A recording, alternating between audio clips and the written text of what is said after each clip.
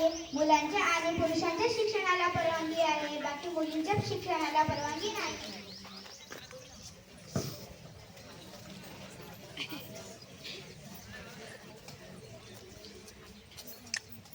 अगं बाई, झालं एकदा सारखा, आता का करू?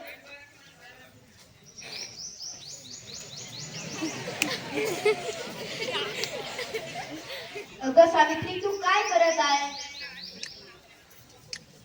मला वाटलं की तुला शिक्षणाची आवड आहे. हो हो, मला शिक्षणाची खूपच आवड आहे. मला पण वाटतं की मी पण शिकावं.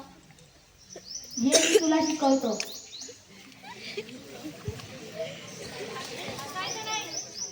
अननस अ, आईचा आ, इमारती, इडलुंबी इ, उखळ उ, उसाचा उ.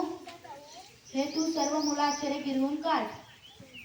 हो हो, हे सगळे मूळाक्षरे मी गिरवून काढते. मला पाठ पण झाली आहे.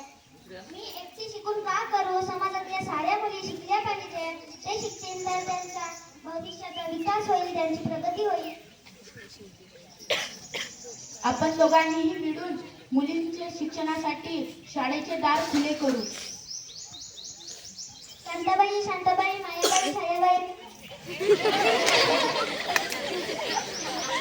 तुमच्या मुलींना दररोज माझ्याकडे शिकायला पाठवाल का? नाही नाही, आम्ही तुमच्याकडे मुलींना शिकवायला पाठवलं तर समाजातील परंपरा मोडेल. अहो, तुम्ही जर तुमच्या मुलींना शिकवायला पाठवाल तर तुमच्या मुली शिकतील, तुमच्या मुलींचा विकास होईल, तुमची मुलींची प्रगती होईल. आता शिक्षणाचा अर्थ कळाला. हो, मुलींना शिक्षण मिळायला हवं, नाही तर आमच्या मुली अडाणी राहतात, समाजातील फसवेगिरी होईल.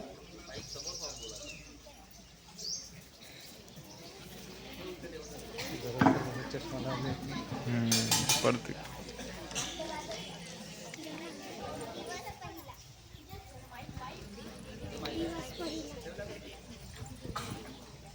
दिवस पहिला.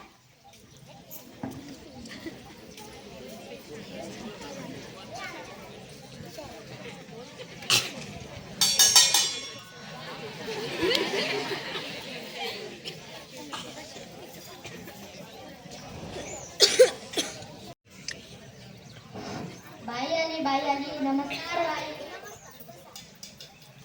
मी तुम्हाला मुळाक्षरे देते, ते तुम्ही गिरव काढा आणि माझ्या मागे म्हणा.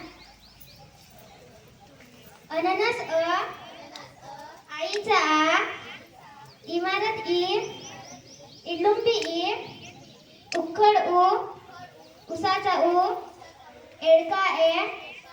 हे सगळे तुम्ही गिरव काढा आणि उद्या तुम्ही हे पूर्ण करून आणा.